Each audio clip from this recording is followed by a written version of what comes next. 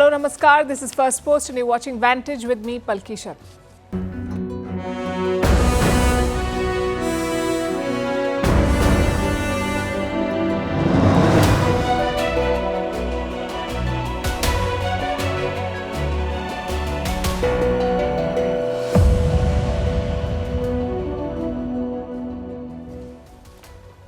It's a brand new week with a brand new storm. This one features Hindenburg and Adani. The target is India's stock market regulator. The politics is heating up. Tonight, we will break it down for you. Meanwhile, China is seeing an exodus of foreign investors. The last 3 months was a record high exit. In Bangladesh, the Hindus are protesting. They say they feel unsafe. And a leaked speech of Sheikh Hasina blames the US for her ouster. We'll tell you all about it. Also in the neighborhood, Shankars, India's foreign minister, visited the Maldives. It's quite a turnaround for Mali and its India out president. In the US, Donald Trump is struggling and turning to his new BFF for help. Elon Musk will interview Donald Trump tonight. In the Russia-Ukraine war, the fighting is intensifying in Russia with a fire at a nuclear power plant this weekend. The Olympics are over and India's medals tally is abysmal. 6 medals for a country of 1.4 billion. Why don't we win? We will discuss that. In the UK, school children will be taught how to spot fake news. It's a course the whole world needs. And what is kin keeping? Why are women expected to do it and why is it trending now? Also our joke of the day and the headlines.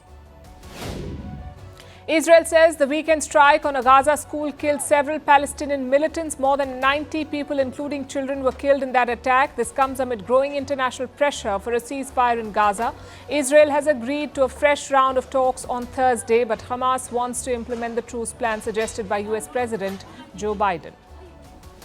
In India, doctors in government hospitals across several states go on a strike. They are protesting the rape and murder of a young medic in West Bengal. The resident doctor's body was found in a state-run hospital in Kolkata. Police have detained a suspect who worked at the same hospital. Spain's ruling socialists regain control of Catalonia's regional government. A new cabinet is sworn in. The socialists won the most seats in the election held in May. This ends more than a decade of separatist rule in the region. Deadly floods in war-torn Sudan displaced thousands of people. Since last month, Sudan has experienced an intense monsoon season. Torrential rains have led to flooding in the country's north and east. Since April 2023, Sudan's army has been at war with the paramilitary forces. And the Indonesian president holds his first cabinet meeting in the country's future capital, but much of the city remains under construction. Nusantara, the $32 billion project, was to be inaugurated this month, but now it is expected to be fully ready only in 2045.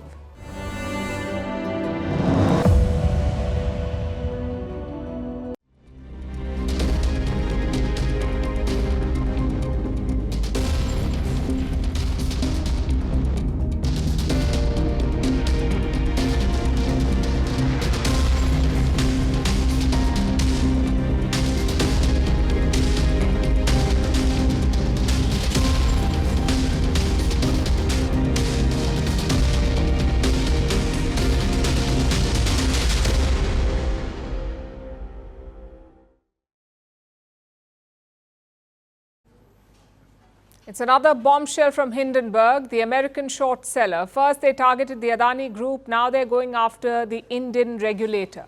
I'm talking about SEBI, the Securities and Exchange Board of India. Now, SEBI is basically India's market watchdog. It is supposed to protect Indian investors. But its chairperson is accused of doing the opposite, of hiding alleged vested interests. I know this is a complicated story, so let's break it down into different parts. Part 1. Who are the players? Hindenburg is a market research company in the US. Their playbook is quite simple. Dig into big companies or business leaders. Find out their corporate malpractices. Short sell their shares, meaning make bets on their shares to fall. That's what Hindenburg does. It exposes malpractices and makes money out of it. That is their strategy in a nutshell, and that's what they're trying to do here as well. On the other side is Madhavi Buch. She is the current chairperson of SEBI, India's market regulator. Madhavi Buch holds an MBA degree from IIM Ahmedabad. She spent most of her career at ICICI Bank. In the last decade, she had a brief stint in Singapore as well. Then in 2017, she joined SEBI. She became a full-time member of the regulator. And in 2022, she was elevated to the post of chairperson. Now, this is very consequential. A, SEBI had never had a female boss. And B, Butch was not a career bureaucrat. So her appointment did make headlines. Which brings us to the second part of our story. What is Hindenburg's smoking gun against her? Well, at the center of it is a fund. It's called IPE Plus. That's what the fund is called. This fund is based in Mauritius, which is a tax haven. And Hindenburg claims that Madhavi Butch and her husband invested money in it. How much money? Around $870,000, which is less than 7 crore rupees. They invested this money in 2015. 2 years later, Butch was set to join SEBI. So the ownership structure was changed. Her husband wrote to the fund in Mauritius. He wanted sole control of the stake. So Madhavi Butch was out, no more joint business. The husband alone would handle and operate the account. And the SEBI chief has admitted this much. She says the fund was managed by her husband's friend. And that's why they invested. Now, I know what you're thinking. Why is investing in an overseas fund problematic? It's shady, maybe, but is it illegal? Well, that's the third part of our story. The fund in Mauritius is allegedly linked to the Adanis. That's what Hindenburg says. It says that Adani used this fund to invest in Indian markets, to manipulate stock prices. Now, let's try to join the dots. The SEBI chief had invested in an overseas fund. Hindenburg says Adani used the same fund and the same SEBI chief is investigating the Adanis. If true, this is a classic conflict of interest. Look at Hindenburg's conclusion. I'm quoting from what they've said. We suspect SEBI's unwillingness to take meaningful action against suspect offshore shareholders in the Adani group may stem from chairperson Madhavi Butch's complicity in using the exact same funds used by Vinod Adani. Let me simplify that statement for you. This is what Hindenburg is saying. SEBI is going easy on Adani. Why? Because the SEBI chief used the same fund as the Adani group. That is the charge. Now, Madhavi Butch has denied all of this. She says that she exited the overseas fund in 2018. But a few questions still remain, like, did she disclose this investment to the government? Her statement is silent on that. But let's assume she did. Even then, why wasn't the public informed? You have a history with Company X. Company X is accused of being involved in a financial scam. You are investigating that alleged scam. So didn't the public deserve to know? These are questions that SEBI chief will have to answer, and quickly too. The government has not stepped in yet. The finance ministry says SEBI will handle the matter. SEBI falls under the finance ministry. But it's already been politicized. The opposition has two demands. They want Madhavi Butch to resign or be fired, and they want a joint parliamentary probe into the Adani case. But let's keep the politics aside for now. Let's just say this. We cannot let emotions cloud this case. Hindenburg clearly has its own motives here. I'm sure they bet a lot of money on Adani collapsing. They wanted this group to crash, but that has not happened. Adani Enterprises were 1.5% down today, but it's 28% up compared to last year. So overall, the market seems to have brushed it off. The Sensex closed just 56 points in the red today, and the Nifty just 20 points. So Hindenburg's bet has not paid off. Plus, they are on SEBI's radar right now. The regulator issued a show-cause notice to Hindenburg last month, so clearly they have their own axe to grind. At the same time, this report is a cause for worry. Many people are calling it a hit job on India. That is a stretch. This is a report against one company in India. So our response must be accordingly. It must be measured. The Indian stock market is the fourth largest in the world. Millions of Indians are invested in it. So transparency and trust are not negotiable, and we shouldn't need a short seller to tell us that. It should be the norm anyway.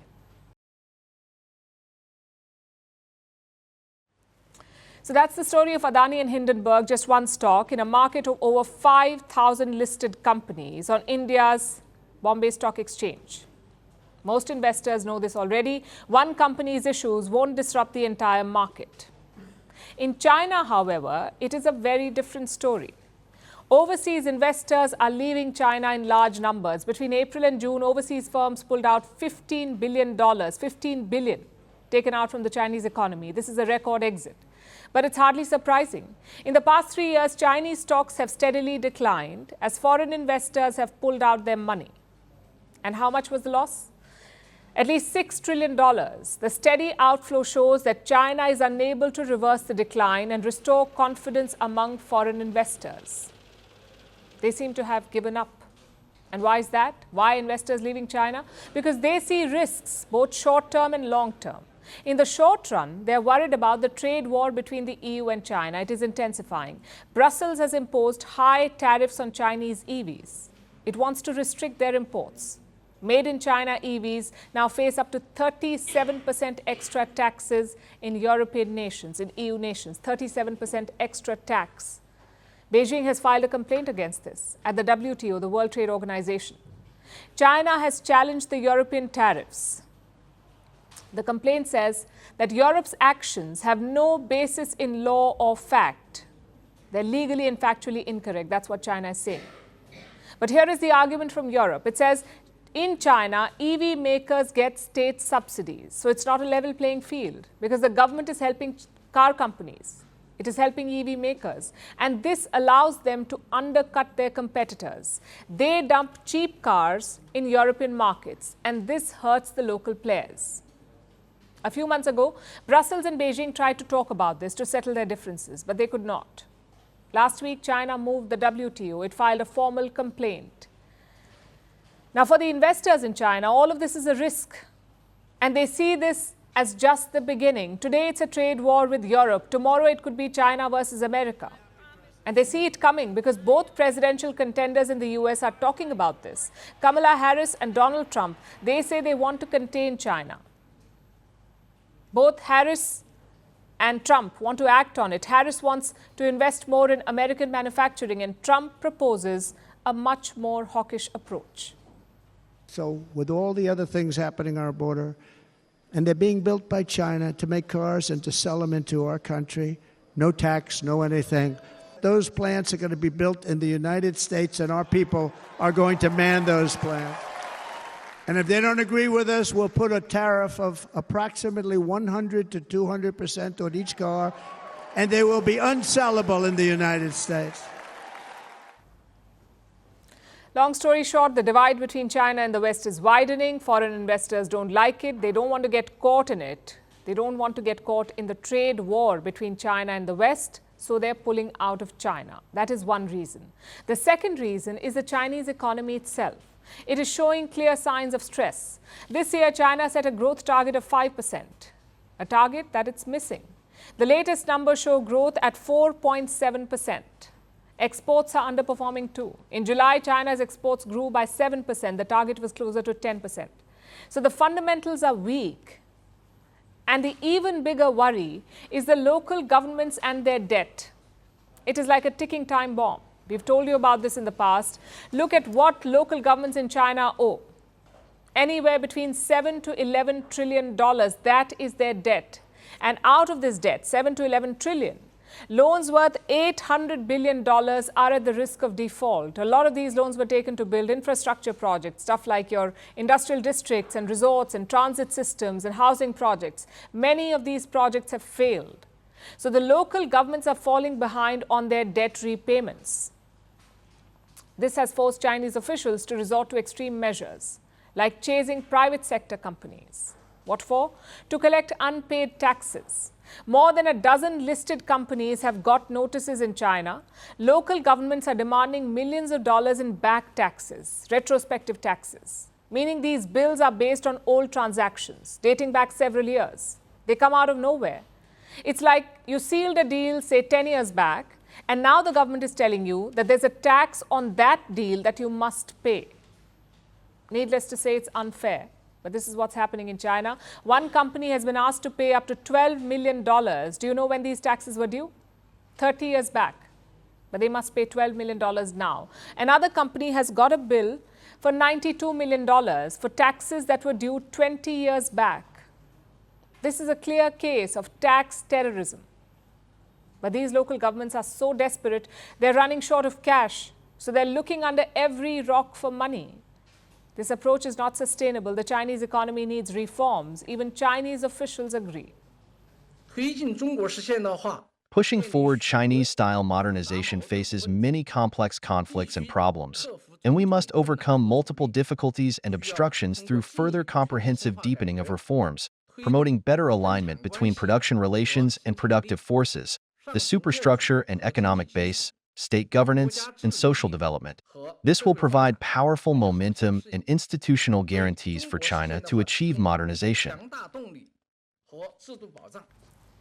China has made similar promises before, but it has failed to deliver. Foreign investors are catching on to this reality. They have lost faith in China, and about time, we say. If one company fails, the larger market can still sustain the stock. But if a government defaults on its debt, all bets are off. No wonder investors are leaving China.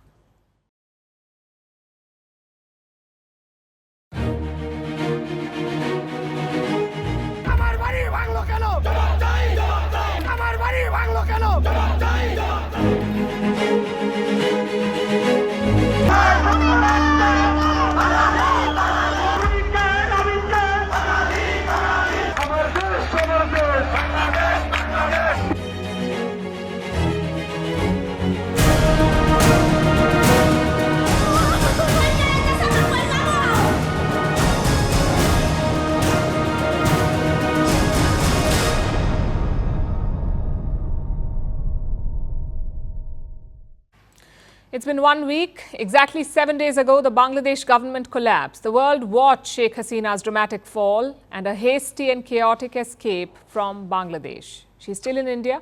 Her efforts to seek asylum elsewhere seem to be failing. But how is her country doing? How is Bangladesh doing? Over the weekend, there were more protests. Hindus in Bangladesh took to the streets.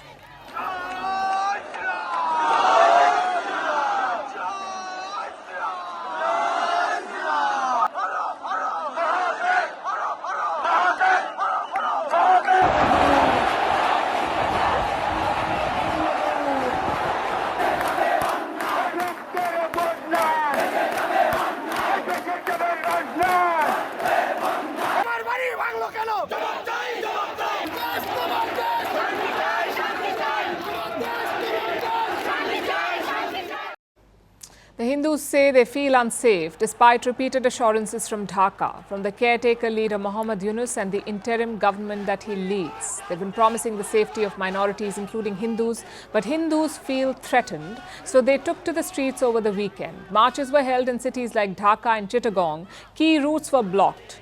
Thankfully, there are no fresh reports of violence, but the situation is tense. Bangladesh has 64 districts.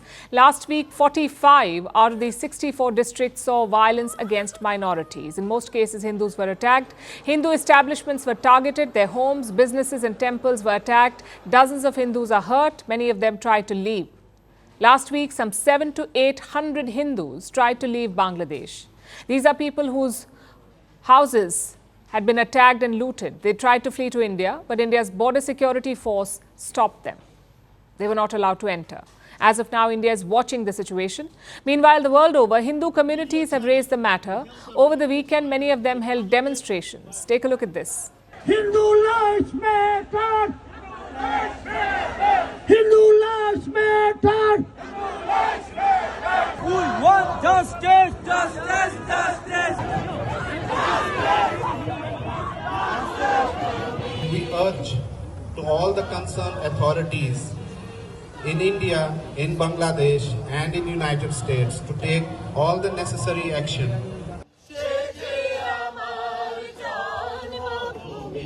The Bangladesh authority to stop all the atrocities and destruction. Hindus can cease to be expendable commodity because nobody cares. All of this is building pressure on Dhaka. Protecting the minorities is their biggest challenge at the moment. Caretaker leader Mohammad Yunus said the same before he took the oath of office. He called the attacks on minorities heinous, that's the term he used, and he's urged the student protesters, those who led the campaign against Sheikh Hasina, he's now asking them to come forward and protect the minorities in Bangladesh. In fact, let me quote from his statement. This is Mohammad Yunus. Are they not the people of this country? You have been able to save the country. Can't you save some families? You must say no one can harm them. They are my brothers. We fought together and we will stay together. This is his appeal to students to protect the minorities, including Hindus. Today, Yunus was scheduled to meet Hindu students. We are still waiting for an update on that meeting. Meanwhile, the interim government is also setting up a hotline for all minorities targeted in the recent violence. These are all good moves, but hardly enough.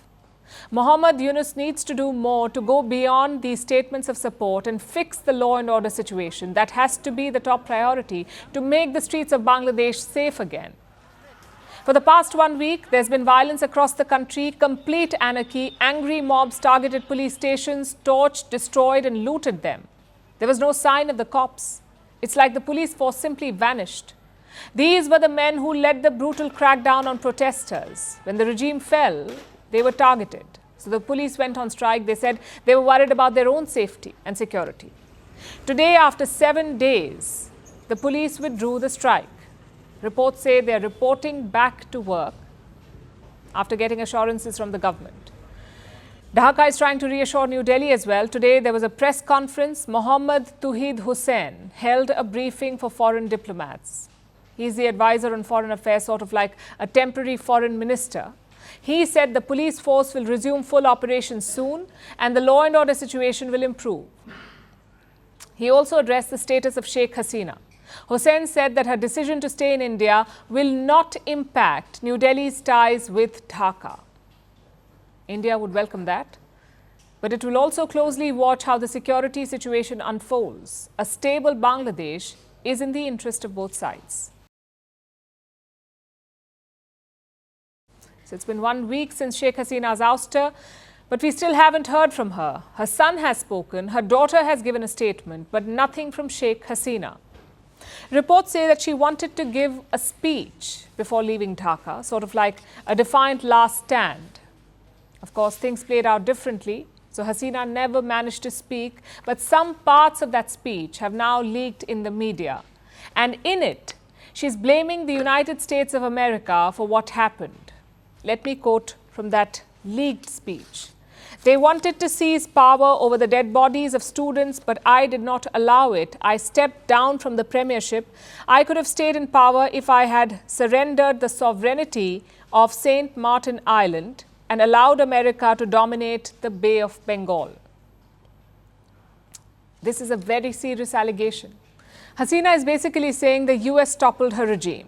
Just one problem though, we can't verify the leak. Her son has already rejected this report. He says Sheikh Hasina did not prepare any statement. So who do we believe? Let's first look at the background.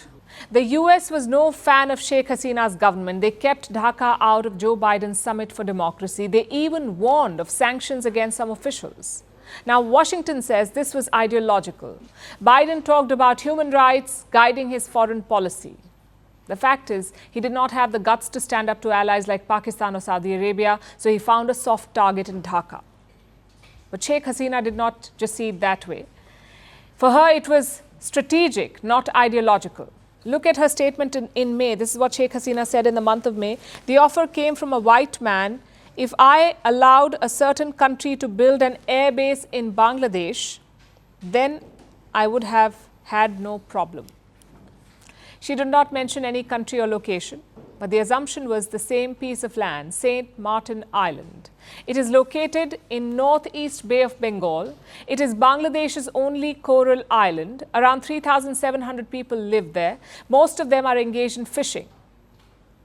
Now, Sheikh Hasina has raised this issue before. Last year, she said the opposition would sell this island to the US. But Washington denied it. They said no such conversation had taken place. We respect Bangladesh's sovereignty, and we have never engaged in any conversations about taking over St. Martin's Island. We value our partnership with Bangladesh. We strive to bolster our relationship by working together to promote democracy, including by supporting free and fair elections. 1 year later, it has resurfaced again. The question is, could it be possible? Well, there's one rule in geopolitics. Never underestimate the Americans, especially when it comes to toppling regimes. They have a history of doing it. During the Cold War, the US plotted 72 regime changes. 72. A lot of them are fellow democracies. So Washington is no stranger to such power plays. They revel in chaos. Plus, they had the motive to do it. Washington did not like Sheikh Hasina's regime. I'm sure they would love a military base in the Bay of Bengal. So they had the motive and the means. But I'm afraid there is no evidence. Nothing that ties Hasina's ouster to Washington.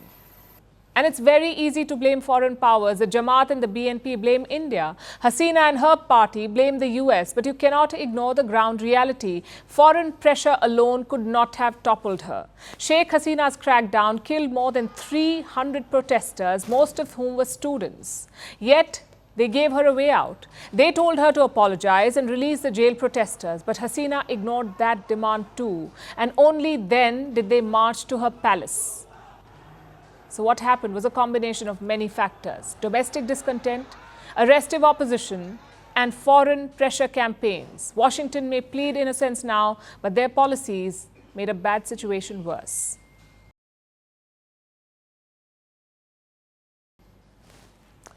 Staying with the neighborhood, India's Foreign Minister S. Shankars was in the Maldives. He had a busy 3 days there. A lot of meetings, a lot of inaugurations, and surprisingly, some progress. I say surprisingly for a reason.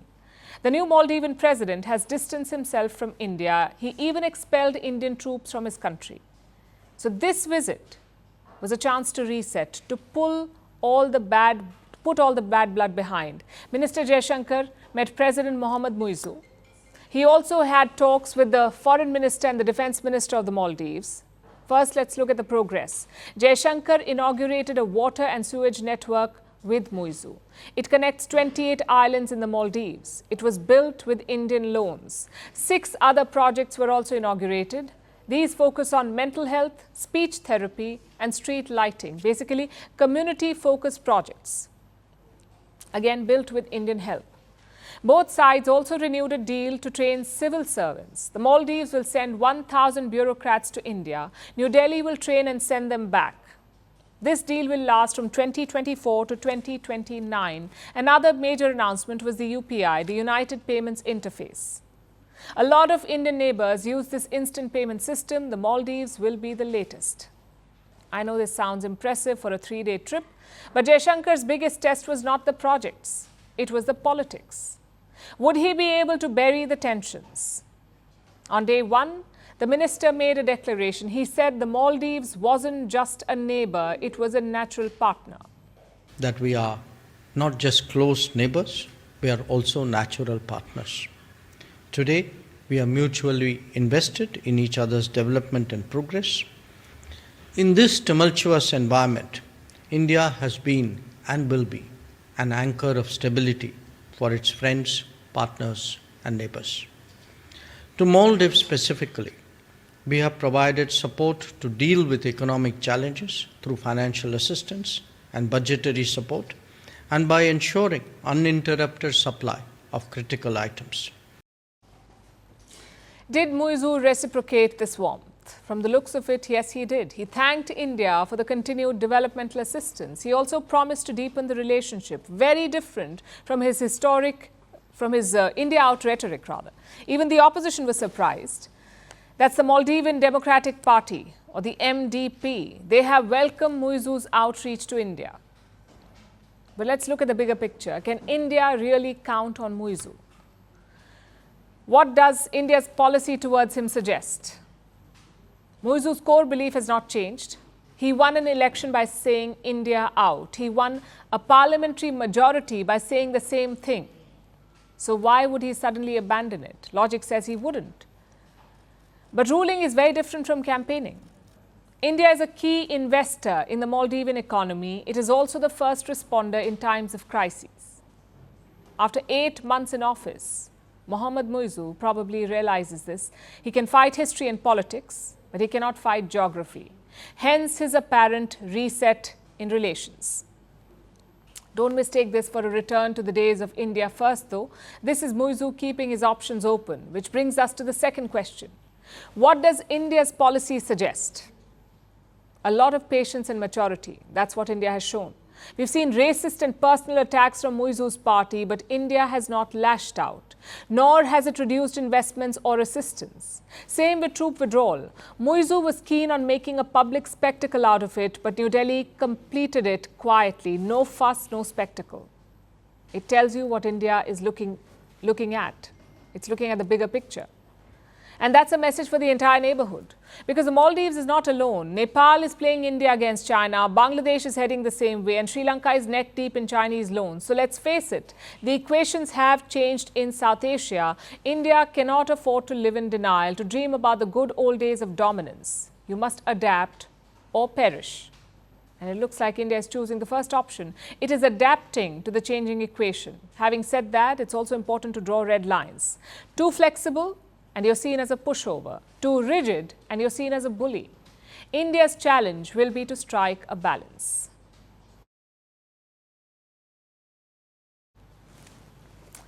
To the US now, where the race for the White House is heating up. Polls show Kamala Harris taking a lead, and it's left Donald Trump in a slump. Just a few weeks ago, he looked on course to winning this one, but now the Democrats have flipped the picture. So what is the former US president doing? He's resorting to conspiracy theories, gaslighting and personal attacks. And when that's not working, Trump has another plan. A sit-down interview with his new BFF, Elon Musk. In a few hours from now, Musk will interview Trump. Will that boost his campaign? Our next report tells you. A month ago, Donald Trump was riding a high. He survived a shooting attempt. He was the Republican presidential candidate. His ratings were at an all-time high. There was nothing that could go wrong. Trump thought he would go against Joe Biden. But now he's facing Kamala Harris, and that's changed the presidential race. Kamala Harris is dominating airwaves. She's all over news cycles. Trump is now on the back foot, and it's not a position the former US president likes. So what is he doing? Well, he's using his favorite weapons. The first is conspiracy theories. Trump accused Kamala Harris of using AI to fake the pictures of crowds at her rally in Detroit. He called it election interference. Of course, the Harris campaign has debunked it. But his attacks haven't stopped there. There have been insults. A New York Times article says Trump called Kamala Harris a curse word in private. He was annoyed by her rising popularity. There's also been some gaslighting and targeting her racial identity. I've known her a long time indirectly, not directly very much, and she was always of Indian heritage, and she was only promoting Indian heritage. I didn't know she was black until a number of years ago when she happened to turn black, and now she wants to be known as black. So I don't know, is she Indian or is she black? His advisors say the situation is far worse behind closed doors. Trump is stewing. He's struggling to get past his anger. His aides want him to attack Kamala Harris's credentials, but he's making this personal, and it's affecting his poll numbers. In swing states of Wisconsin, Michigan and Pennsylvania, Harris is leading. The US vice president is polling at 50%. Donald Trump is at 46%. Another poll shows the states of Georgia, Arizona and Nevada as a toss-up. Just a month ago, they were leaning Republican. Another poll on the economy shows a Harris boost. 42% say they trust Harris with the economy and 41% back Trump. It may look like a small gain, but it's a 7% improvement from Biden's numbers last month. So Trump's numbers are dipping. Harris is pulling ahead. But the former US president is using a lifeline, his phone a friend option. Coming to his rescue is Tesla CEO Elon Musk. The two are set to sit down for a tell-all interview, one that will be broadcast on X, the social media platform that Musk owns. Now, there's no love lost between the two men. For decades, Elon Musk has voted for the Democrats. Until 2022, he didn't even like Trump. He said in a tweet that the former US president should sail into the sunset. But in the last few months, their relationship has gotten a boost. Elon Musk has endorsed Trump. The former president says he respects Musk. Their bromance is quite visible on X. And now they're willing to take it to the next step, to come together to help Trump improve his numbers. Will it work out? We don't know. But for the showman that Trump is, this is the best way to get his message across.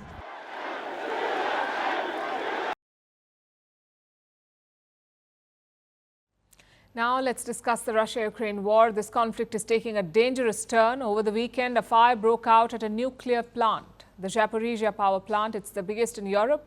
Both Moscow and Kiev blamed each other for the fire. A cooling tower was damaged. The fire has now been extinguished, but it shows how much worse this war can get. Tensions are still very high. The fighting is intensifying in Russia. Last week, Kiev launched a surprise attack inside Russian territory. It sent thousands of soldiers into western Russia. Reports say Ukraine has captured several Russian villages now.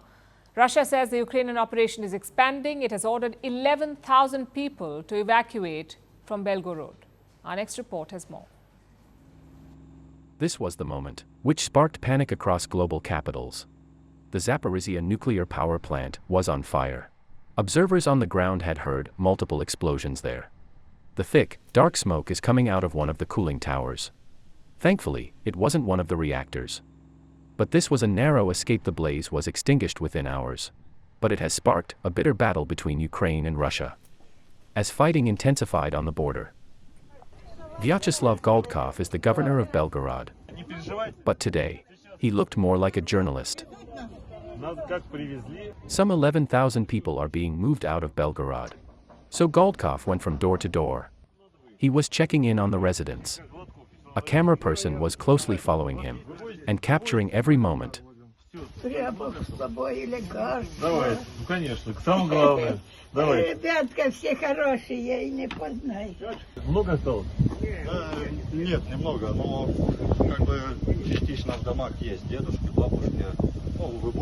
Such videos are often seen as war propaganda.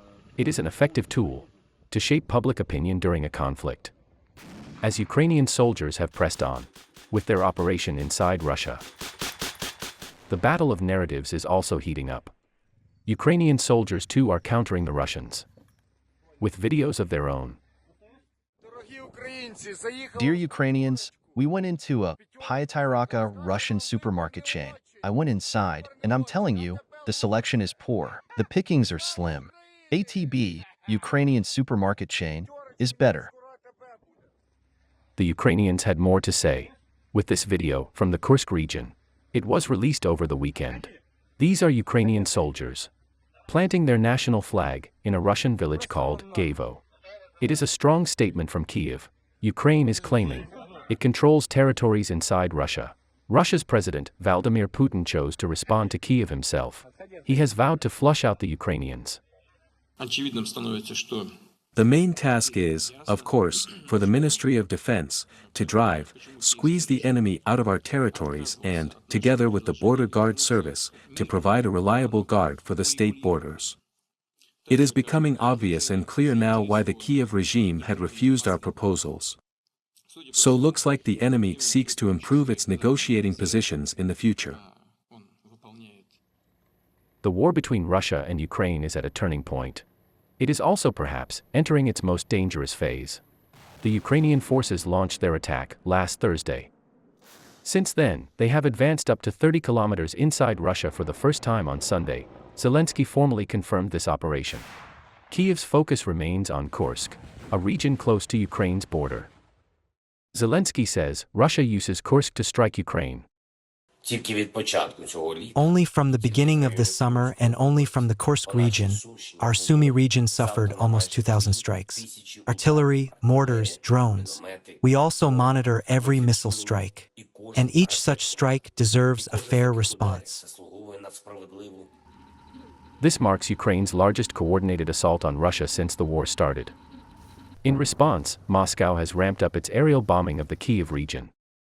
So while it's a bold move by Ukraine to gain leverage, it doesn't come without costs.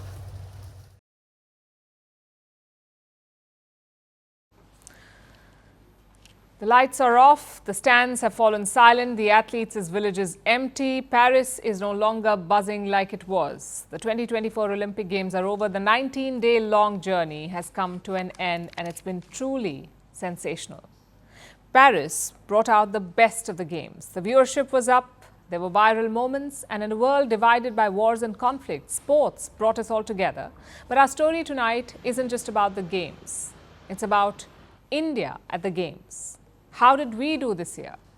Let's look at the medal tally first. India won 5 bronze medals and 1 silver medal, so a total of 6 medals. That puts us on the 71st position on the table. 71st, 71 out of a total of 84 countries. How did other countries do? America is leading with 126 medals. China is second with 91 medals. Host France got 64. Of course, India is behind all of them. But guess what? We are also lagging behind Pakistan, Hong Kong, Taiwan, Cuba, North Korea, even St. Lucia. If you don't know where that is, it's a small Caribbean island, St. Lucia. They have a population of just 180,000 people. Even they performed better than us, which begs the question, why is India's tally so poor? We are the world's most populous country, pitching itself as the talent export hub. We are the 5th largest economy with arguably the means to invest in sports. But look at our tally from the last 5 Olympics. 3 medals in 2008, 6 in 2012, 2 in 2016, 7 in 2021, which was our best ever tally, and then 6 again this year. In total, we won 41 medals across 38 Olympics. 41 in 38 games. And not just that, we won only 2 gold medals in the last 30 years, one in 2008 and then again in 2021. Now, we understand that the Olympics is very hard. It's where the best of the world compete. Winning medals is definitely not a cakewalk. And congratulations to all those who did, not taking away from that win. It's a remarkable achievement. All of India is proud of those medal winners. But 6 medals for a country of 1.4 billion is a poor show. So tonight, let's call it out. Why do we consistently underperform at the Olympics, and what needs to change? Let's start with our Paris campaign. First, the positives. Neeraj Chopra was our best performer, a silver medal in javelin throw. He won 3 bronze medals. We won 3 bronze medals in shooting, 1 bronze in hockey, and 1 bronze in wrestling. What about the other sports? India sent a contingent of 117 athletes. How did the others fare? Except for Neeraj Chopra, it was a bad show for the rest of India's athletic contingent. Archery, table tennis, boxing failed to meet expectations. The badminton team did not win a medal, a first since 2008. The wrestling team fared better. We all know Vinesh Fogart missed out on a medal, and that was very unfortunate. India had 6 fourth-place finishes, meaning we missed those medals, 6 medals by a whisker. So not all is bad, but it certainly calls for introspection. How do we do better? An Olympic athlete needs a lot. Funding, sponsorships, facilities, even top-class coaches. India spent 470 crore rupees for the Paris Olympics. It was significantly more than what we've done in the past, what we used to spend in the past. 470 crores, it does sound like a lot of money. But it isn't when you look at the rest of the world. Every year, the US Olympic Committee spends about $50 million. This year, China's budget for sports was over $1 billion. India is nowhere close to those figures, and that's only part of the problem. Athletes get this money and these resources just ahead of the Games, which doesn't help very much. This investment needs to be long-term. Also, focusing on a crop of athletes is not good enough. You need a wider pool. So here's what we can do, what can be done. Number 1, focus on nurturing players. And we've given this example before, the example of the United States. They get their top talent through college sports. They have the NCAA, the National Collegiate Athletics Association. It's a non-profit that manages college sports in America. They train some of the best athletes, and not just for the United States, but for the world as well. Take Léon Marchand, for example. He's France's swimming protege. He was trained by the NCAA. So that's one way to go about it. Identify top talent, nurture them, invest in them, turn them into world-class athletes. In other words, invest in sports from the grassroots level. Number 2, focus on sports that we can win. Take China, for example. They always focus on lesser-known sports. This year, it was women's BMX freestyle, sport climbing, and breaking. It may not get the eyeballs, but you have a better chance of winning a medal. Number 3, send a bigger contingent. In Paris, America sent more than 600 athletes. Japan sent 400. And how many did India send? Only 117. Surely a country of 1.4 billion people can do better. And number 4, develop a sporting culture. As a nation, we truly only care about one sport, and that is cricket. That's where the money flows. So everyone wants to be a cricketer. Everyone wants to watch cricket. Every other sport is seen as a pastime. That needs to change. And we say more than all of this. Let's talk about our mentality. What do we want to achieve? Are we heading to the games to participate? Or are we heading to win? Every time we falter at the Olympics, it's the same blame game. Everyone is a sporting expert. Everyone is pointing fingers. It gets dirty after a point, and soon all of it is forgotten. We go back to regular programming until it's time for the next games. Now we need to break this cycle. Winning needs consistent investment and drive. It needs a national commitment. Until we can find that, we'll be stuck with a single-digit tally and rueful headlines of heartbreak and lost chances.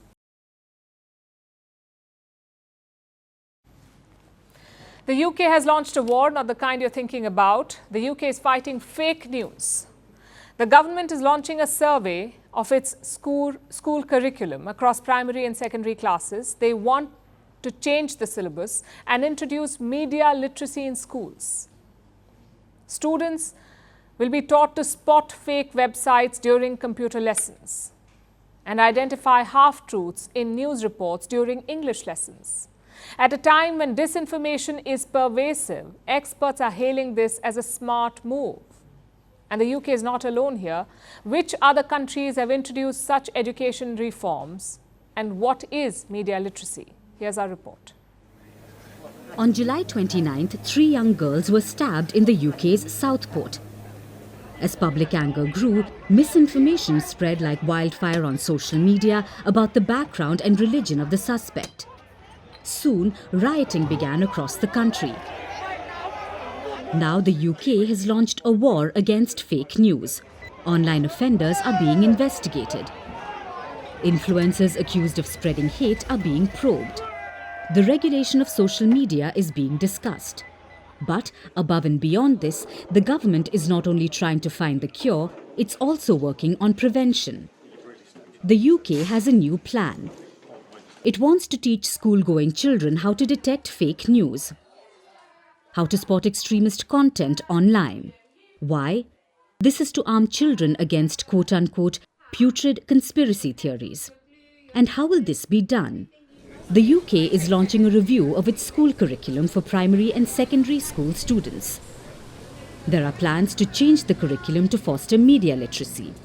The strategy is not clear yet, but the new curriculum will focus on critical thinking. For instance, in English lessons, students may analyze newspaper articles. They will differentiate true reporting from fabricated stories. In computer lessons, they will be taught how to spot fake websites. In maths lessons, they may analyze statistics and notice discrepancies. The Education Secretary says, "It's more important than ever that we give young people the knowledge and skills to be able to challenge what they see online. This is the need of the hour." And the UK is not alone here. In the US, 18 states have enacted formal media literacy education standards. This year, California is expected to join the club. The Indian state of Kerala has a similar program.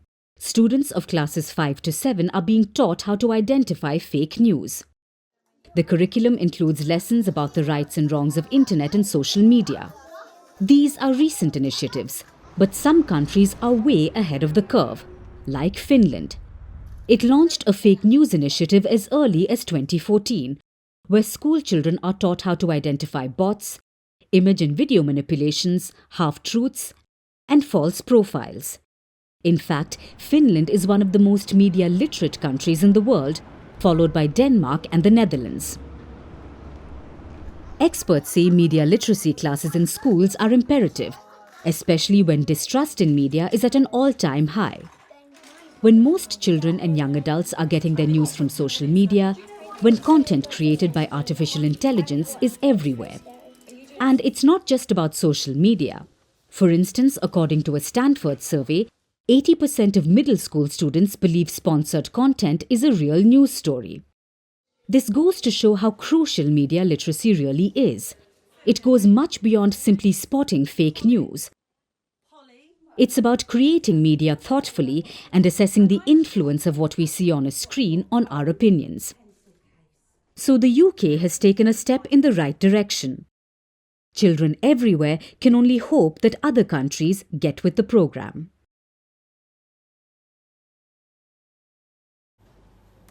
We all have that one family member. Someone who remembers all the birthdays, plans the family vacations, or visits a family member when they fall sick. This someone is like the family glue. They're dedicated to bonding. And there is a word for all that they do. It is called kin keeping. Researchers first coined this term in 1985. They called a kin keeper the family communicator, someone who helps the clan stay in touch. In recent decades, this definition has expanded. Today, it refers to all the work that keeps a family connected, from remembering graduations to planning children's play dates, from hiding vegetables in their lunch to deciding meals for family gatherings. These may seem like small tasks, but they all add up, they mount up. They involve mental, emotional, and physical effort. And kin keepers shoulder most, if not all, of these responsibilities alone. They do invisible, often unlimited and thankless work. As a new week begins, we seem to be in the mood for some introspection. So we have a question for you. Have you seen this at home? If yes, who is the kin keeper in your family? Who does all of the seemingly unremarkable, unacknowledged and endless work? It's most likely your mother. At least that's what studies say. The definition of kin keeping has changed over time, but one thing has not changed: the gender. Most kin keepers are women. 91% of them, in fact, according to one survey, 91%, which is not surprising. There is a huge disparity between how men and women spend their time, whether women are homemakers or working professionals, irrespective of how much they earn, their age, their culture. Women do the bulk of housework and childcare the world over. Even when couples split the responsibilities 50-50, the kind of work they do is very different. Say the child wants to go on a picnic or wants to go and play. Who is shouldering this fun time responsibility? Usually the dad. What about cleaning the cupboard or stocking up on lunch? That's for the mother. These are all hypothetical scenarios, but research proves that chores at home have a gendered split. Then there are the hidden forms of labor. Picture a family vacation. There is a lot to be done. The obvious bit is picking a destination, the dates, booking the tickets, packing the bags. This responsibility can be split. But what about the hidden tasks? Like planning the itinerary, making sure everyone is on time, everyone is ready, well fed, well clothed. Who is doing all of this? Usually the mom. Lost a sock? Ask mom. Can't find the passport? Ask mom. Where is dad? Again, you can ask mom. But he is most likely asking everyone to relax. Worst of all, he uses the C word, chill. Now let's be clear, that word has never calmed anyone down. But that's not the problem here. It is the ignorance towards the behind-the-scenes labor, the cognitive and emotional toll, and the mental acrobatics behind every little task. And don't get us wrong, kin-keeping can be a blessing. It can be very rewarding for those who choose it. When kin-keeping comes from a place of agency, it can be fulfilling. But if the kin-keepers are depleted themselves, then it can be a burden, time-consuming and emotionally heavy, leading to a burnout. Which is why now many kin-keepers are speaking up. This term has gone from being academic jargon to the word of the day. It is taking over podcasts and going viral as a TikTok hashtag with millions of views, because millions of women can relate to this. And now they're not only helping their families, but they're also helping themselves. How do you do it? We won't give you TikTok advice. Here is what researchers say. They have a two-step answer: self-compassion and setting boundaries. Self-compassion and setting boundaries, both self-explanatory terms. And if you're a family member, express gratitude, acknowledge the work and share the hidden load, because while kin-keeping nurtures relationships, it also takes emotional and physical labor. So it's time we started nurturing our kin-keepers.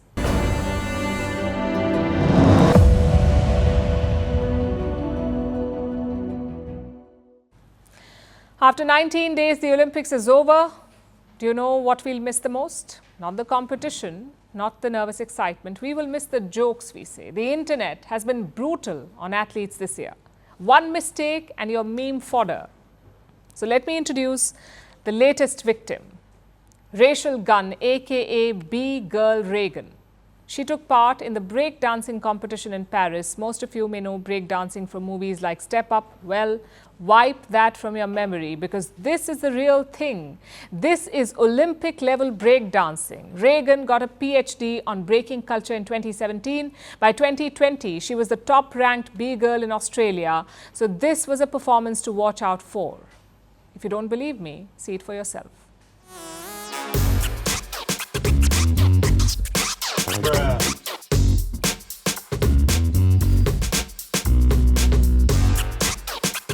Not bad, not bad.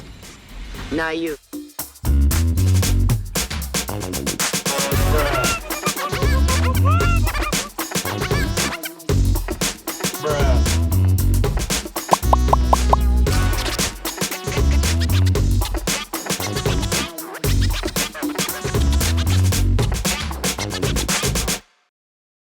And now it's time for Vantage Shots, images that tell the story. In Greece, firefighters battle out-of-control wildfires raging near Athens. Street artist Banksy fills London with artworks with 8 paintings in the last 8 days. And a Bosnian entrepreneur recreates Van Gogh's Starry Night painting as a natural park.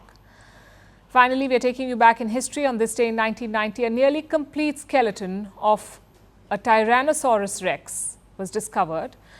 The specimen was 65 million years old. The bones were extremely well preserved with 90% of them intact. The discovery allowed scientists to learn everything they know about the dinosaur. We're leaving you on that note. Thank you for watching. We'll see you tomorrow.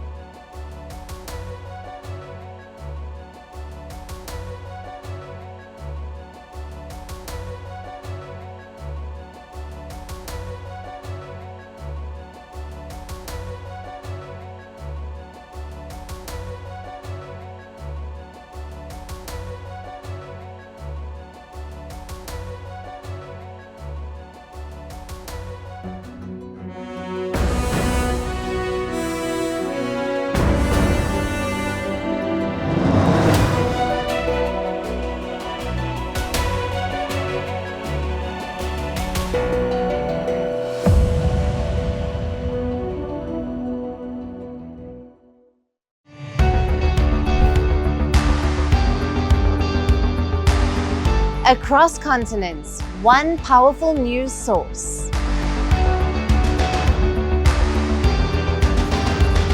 Bringing you diverse perspectives on the issues that matter.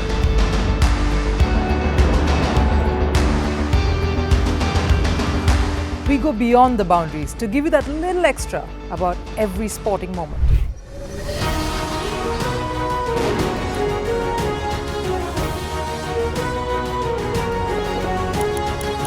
So thank you for making Firstpost 5 million strong. We're counting on your support, and you can trust us to bring you the news unfiltered and unvarnished.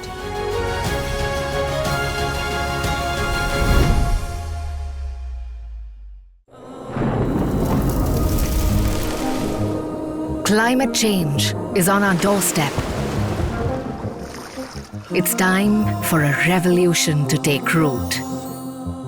And it starts with 1.4 billion Indians. It starts with one tree for humanity, one tree for Mother Earth, one tree for our future. Project One Tree, a News 18 network initiative.